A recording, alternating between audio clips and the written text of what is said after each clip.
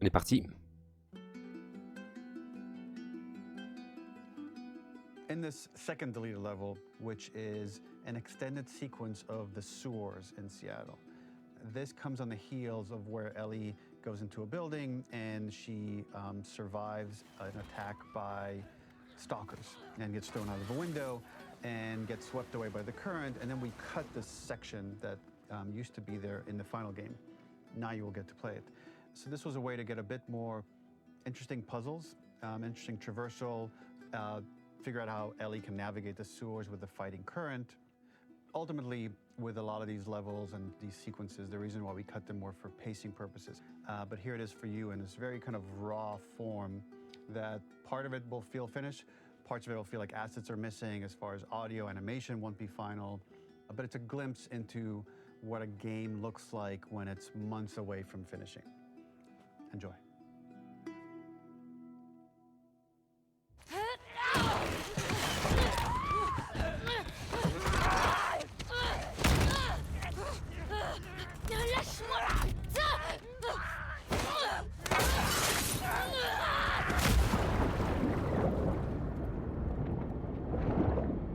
Oh, en vrai, ça aurait été bien sur cette scène.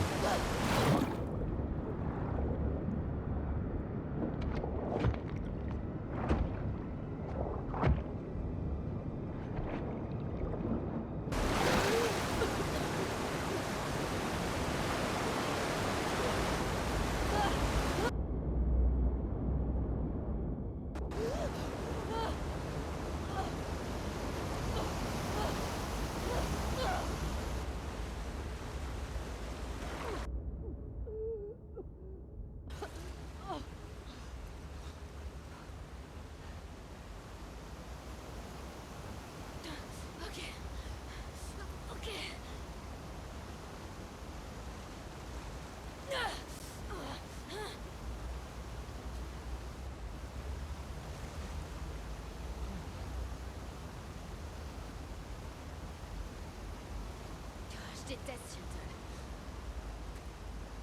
Bon, où est-ce que je suis? This level, internally known as 15. Find Nora, was quite long in duration as we had to make Ellie traverse a far distance to the opposite side of downtown Seattle. The sewer section was originally longer than what we released the game with, approximately 10 minutes more. This was one of the few areas of the game that used water flow as part of a traversal puzzle. The player has to go upstream to use the current to get to the platform to reach the other side.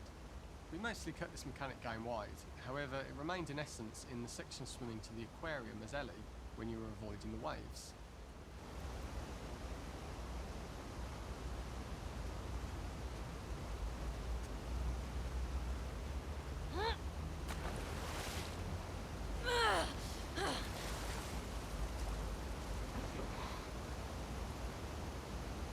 Oh merde. Oh.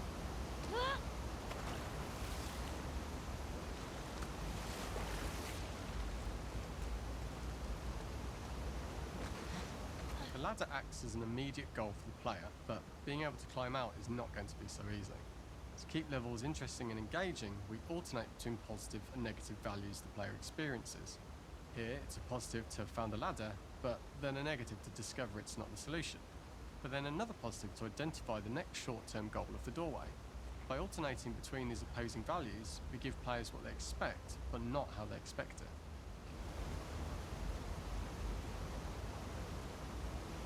Ok.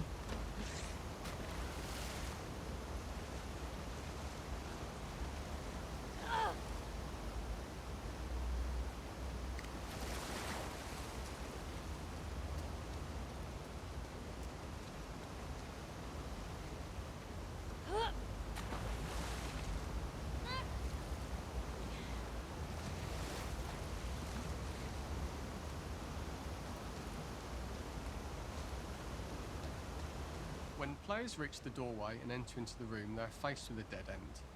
The real reason for this dead-end room is that on the reversal, when exiting back out of the doorway, players are faced with the route onwards. A pipe that they'd not been able to see when they were swept past it on the way in, and something that was hidden from view when on the side platforms. The intention here being that the only option is to go off the standard path in order to search for a way out.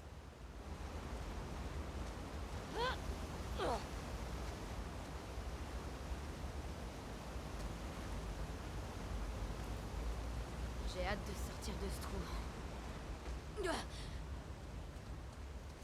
Throughout the rest of the level, we also used light to indicate to the player that they were heading in the right direction. At each turn, however, we blocked the direct route forward. Players would know that they just have to keep finding alternative paths, promoting those feelings of being desperate and trapped. Attends. On n'a pas testé la porte?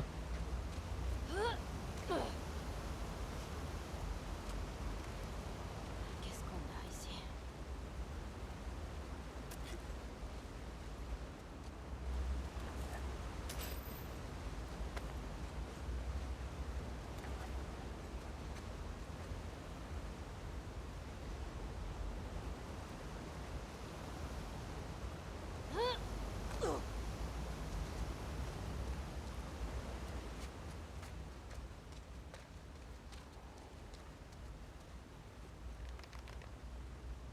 We slowly introduced the player to consider climbing into smaller pipes and crouching in these tight spaces. This is to slowly build up to, and encourage, the player to climb into such a small pipe that they'd have to be crawling on their stomach, which is something that the player previously may not have recognised as a playable space, let alone the desired route they need to take.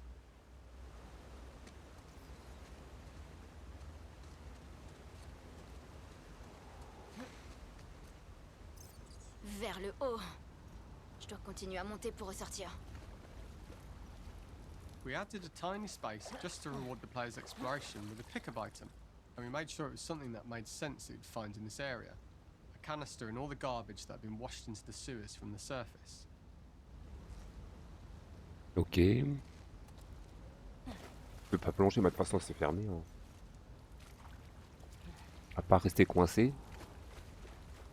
We loved the idea of making Ellie prone through a tiny dirty pipe in order to get out, as it was a great opportunity to use our prone mechanic. The unique camera setup was created to support crawling in these pipes, as the standard prone camera is much higher above the player. We also created custom collision in order for Ellie to manoeuvre in these tight spaces easily. Initially, the oblong collision capsule around her character caused issues crawling around corners. We put extra effort into the custom corner collision so the movement experience is as smooth as the main game. Putain. Allez. C'est pas le moment de craquer, Ellie. C'est pas le moment.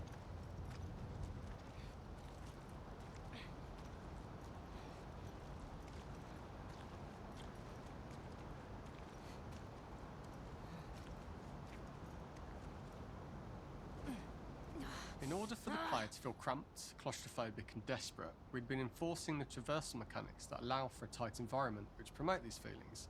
We introduced the use of the squeeze through so that we can keep the player feeling enclosed and tight, but without repeating the same geometry. Here we change from low ceilings with wider walls to high ceilings and tight walls to change up the spatial pacing and keep the level from repeating itself.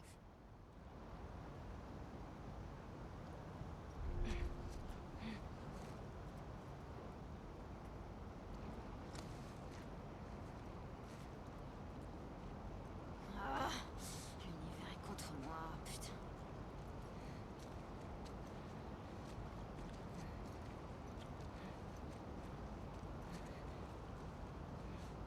Ce serait vraiment la merde de crever ici.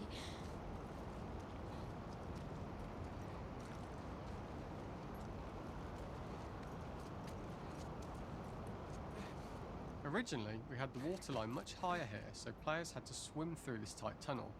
However, from watching user test feedback, it was occasionally causing people to discount the route entirely and turn back on themselves. So to avoid any risk of this happening in the final game, we present a lower water level so the tunnel is easy to see and commit to using. Although this isn't as impactful without the prone swim, it's the better decision as it means a smoother experience for the player with no backtracking frustration. Ok. As we surface from the water and over the crest of the slope, we reveal what is further in this tunnel. A clicker that has sprouted and the fungus has grown on the sides of the pipe. It was great to see people who user tested this area becoming increasingly worried as we forced the player to squeeze past the fungus and inches away from the clicker's face, all the time not being sure whether the clicker might be alive or attack them. Although we aren't as cruel as to force a clicker attack in such close proximity, we do have a payoff for this moment. This clicker momentarily turned into Joel to show Ellie's PTSD from what happened to Joel at the start of the game. Ultimately, we decided to save this moment for the farm level, as it was more impactful there because it could become the centrepiece of that experience. Whereas in the sewers, we weren't able to make it as much of a narrative point and give it the breathing room and reaction time that it deserves, given the tight space. Ok, bah du coup on va avoir une attaque de claqueurs.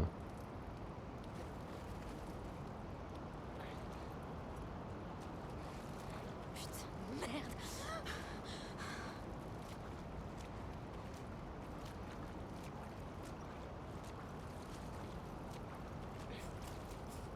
Voilà.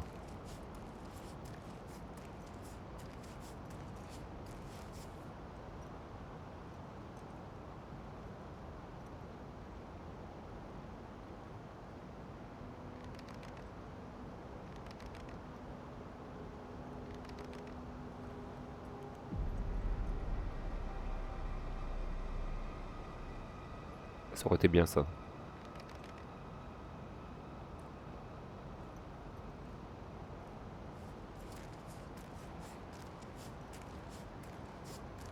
Oh merde. Ah non, c'est pas une attaque.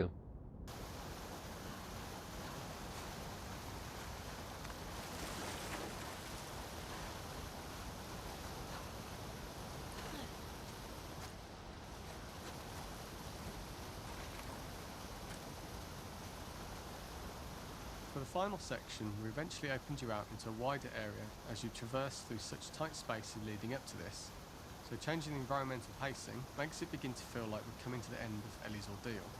An earlier iteration used the current that we'd shown at the start for a slightly tougher traversal puzzle to conclude the sewers.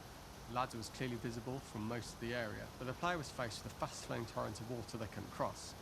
If the player attempted to jump into the water, they were not able to swim across the ladder due to the water's speed, but instead they had to traverse the pipe running along the top of the space in order to get across the water.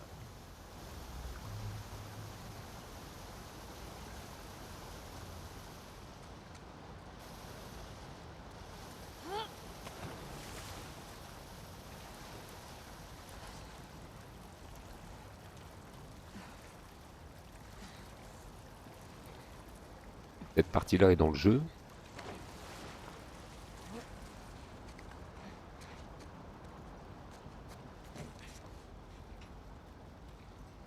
Using this pipe was retained in the iteration we shipped with, as it's the last of the extreme methods Ellie has to undergo in order to escape the sewers, and what she will go through in her pursuit of revenge.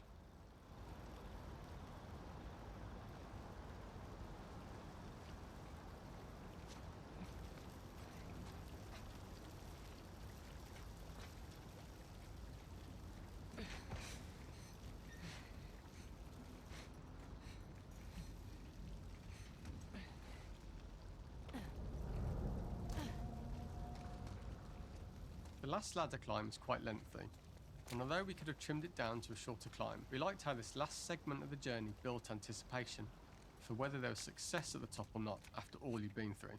Ultimately, the ladder exits out into the subway station, which is how it connects in the final game. Ellie then has to find her way to the hospital from here, crossing paths with the scars for the first time.